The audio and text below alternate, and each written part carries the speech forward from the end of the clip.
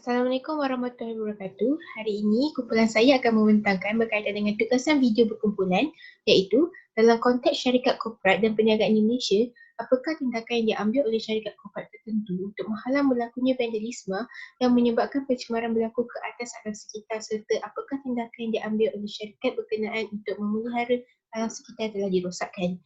Saya, Izan Hadira binti Muhammad Rusdi akan memulakan pembentangan pada hari ini. Soalan pertama, pencemaran alam sekitar secara umum di Malaysia. Sila kemukakan contoh pencemaran berkenaan yang berlaku beserta kes yang pernah berlaku, contohnya pencemaran di Sungai Semenyi 2019. Terdapat beberapa pencemaran yang telah berlaku di Malaysia. Antaranya yang pertama adalah pencemaran radioaktif.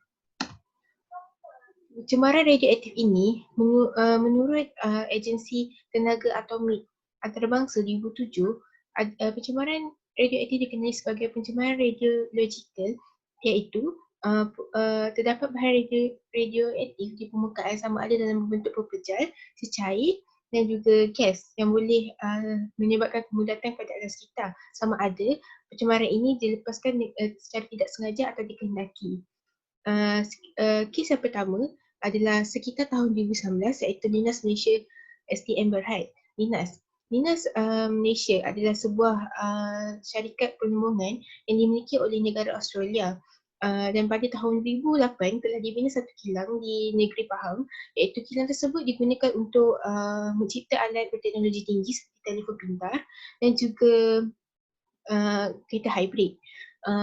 Pada tahun 2019, syarikat ini telah melanggar peraturan ditetapkan oleh kerajaan iaitu peraturan 4 yang berkaitan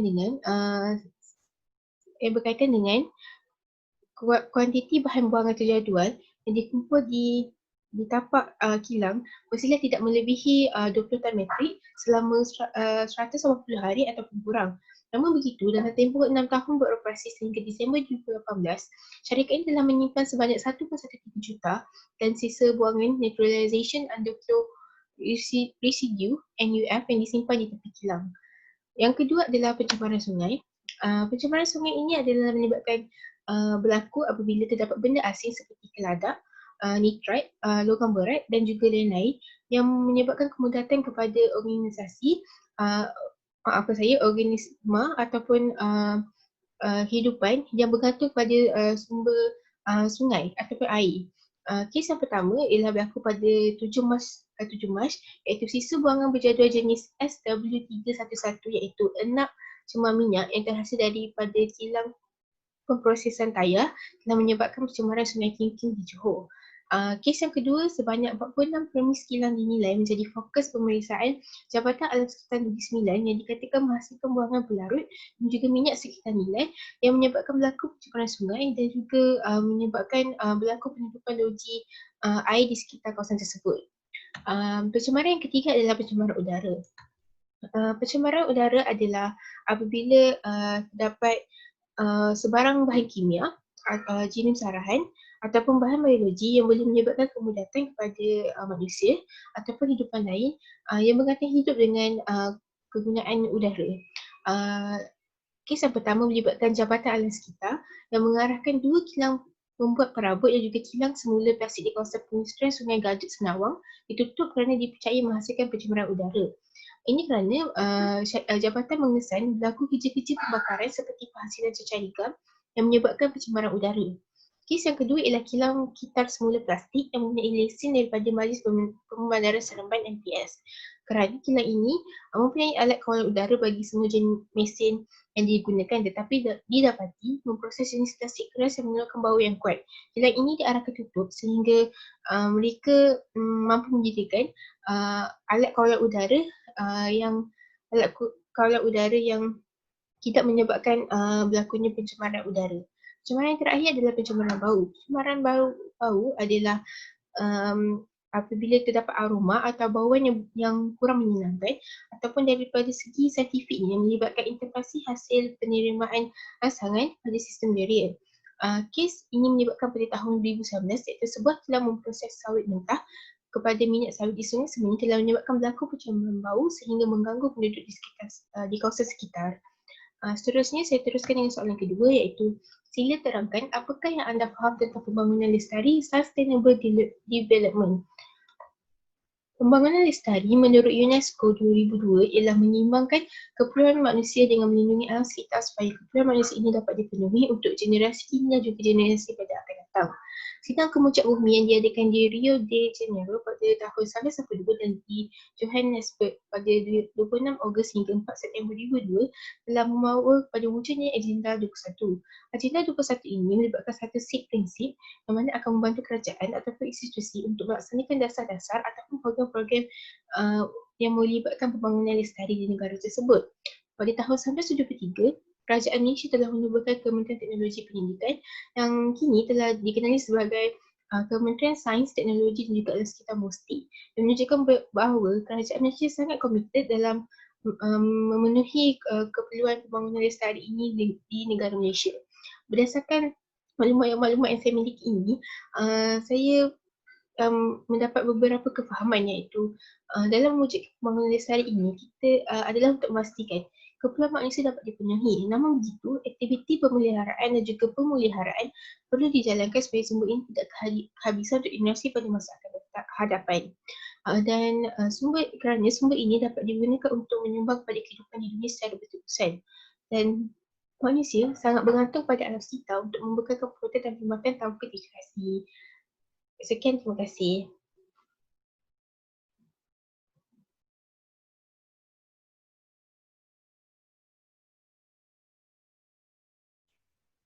Assalamualaikum, saya Mawadah Binti Masur, nombor matrik A1699067. Seterusnya untuk soalan ketiga, perkara yang disebut dalam Peraturan Jabatan Alam Sekitar Malaysia DOE berkenaan usaha menghalang diri sendiri dan orang lain daripada melakukan pencemaran alam sekitar. Akta Kualiti Alam Sekeliling 1974 Pindaan 1998 memberikan hukuman lebih ketat untuk kesalahan pembakaran terbuka, iaitu denda maksimum RM500,000 atau penjara tidak melebihi 5 tahun atau kedua-duanya sekali.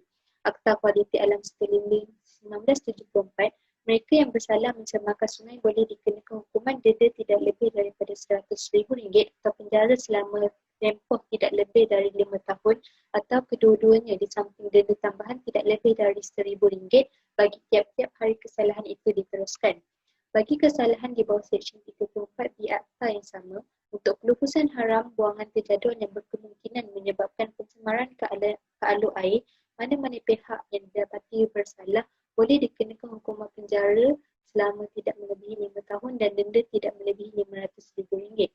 Denda perintah berhenti kerja atau perintah larangan juga boleh dikenakan terhadap pemaju projek yang gagal mematuhi syarikat kelulusan EIE, iaitu Environmental Impact Assessment, dan mencemarkan alam sekitar di bawah Seksyen 34AA Akta yang sama.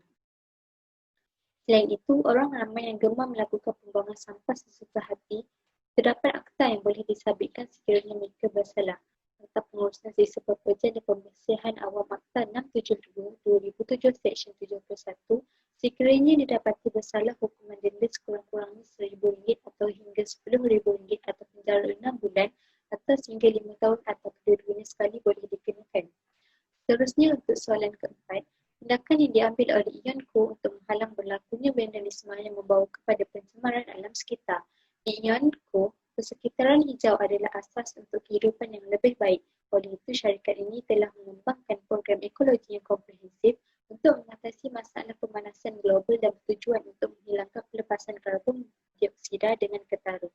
Untuk mewujudkan kesedaran alam sekitar yang lebih tinggi dan mendidik generasi muda mengenai pentingnya perlindungan alam sekitar, syarikat IONCO telah melibatkan penyertaan pelbagai pihak termasuk anggota staf, pelanggan, pelajar, badan kerajaan, NGO, agensi kerajaan dan komuniti lain yang mana setiap program dimulakan oleh syarikat. Akhir sekali, kempen Hari Tanpa Beg Plastik setiap Sabtu telah dilaksanakan sejak tahun 2011. Pelanggan yang meminta beg plastik pada hari Sabtu akan dikenakan bayaran 20 sen untuk setiap beg plastik.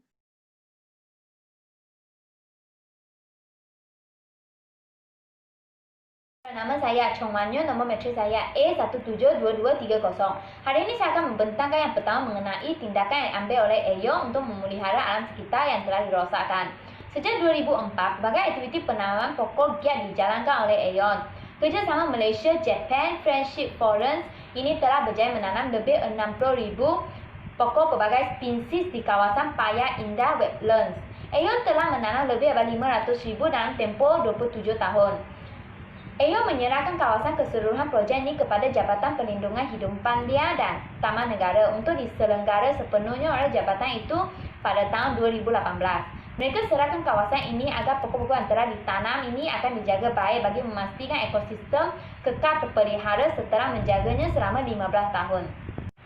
Gambar ini menunjukkan majlis penyerahan kawasan penanaman pokok oleh AYO kepada Jabatan Perlindungan Hidupan Liar dan Taman Negara pada tahun 2018. Seterusnya, saya akan membentangkan mengenai peranan agensi kerajaan di Malaysia dalam menangani isu vandalisme ke atas alam sekitar ini. Pertama, Jabatan Perhutanan Semenanjung Malaysia yang menjalankan program perhutanan semula dan mewatakkan Taman Negara, Hutan Simpan dan Taman Marit. Yang kedua, Jabatan Perlindungan Hidupan Liar dan Taman Negara yang memberikan pendidikan pemeliharaan hutan dan melindungi taman-taman negara dan hidupan liar.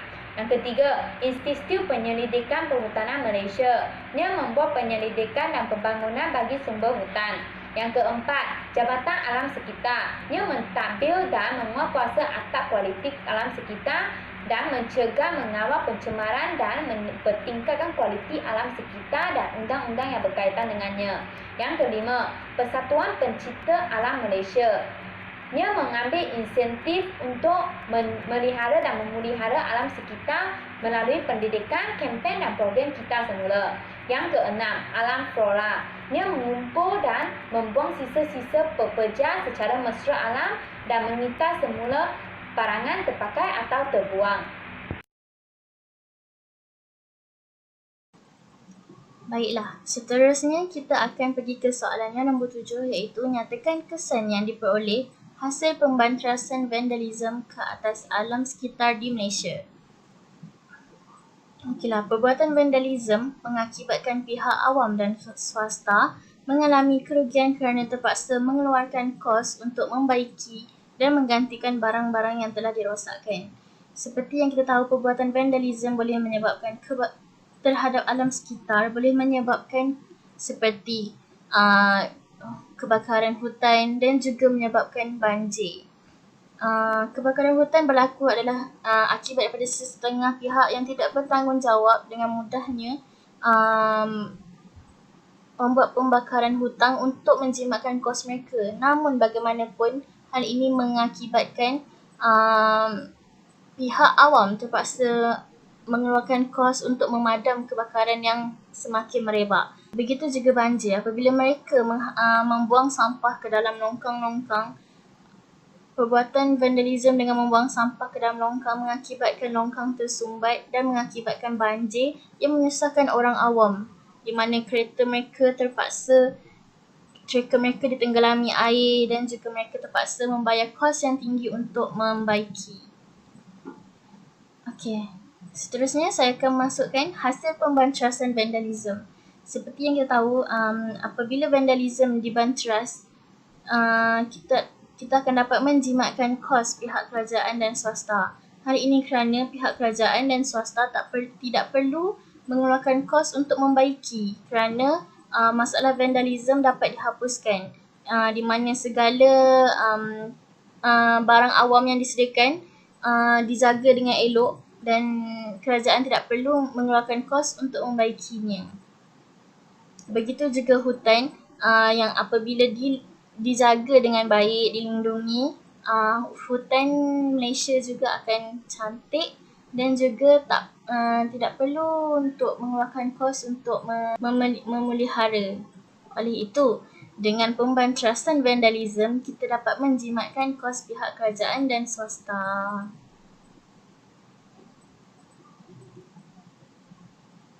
Seterusnya ialah hasil daripada pembantrasan vandalisme, kita dapat mencantikkan alam sekitar. Dengan pembantrasan vandalisme, alam sekitar akan menjadi bersih dan cantik kerana vandalisme berjaya dihapuskan. Seperti kita dapat lihat, apabila wujudnya golongan yang melakukan vandalisme didenda dan dihapuskan, vandalisme tidak akan wujud lagi dan alam sekitar yang mereka rosakkan berjaya dipulihkan dan juga akan menjadi semakin bersih dan juga semakin cantik. Apabila alam sekitar Malaysia cantik dan juga bersih, kita dapat menarik pelancong asing untuk melawat Malaysia. Apabila pelancong asing melawat Malaysia, kita dapat tahu pendapatan Malaysia juga akan meningkat kerana adanya transaksi yang berlakunya transaksi antarabangsa.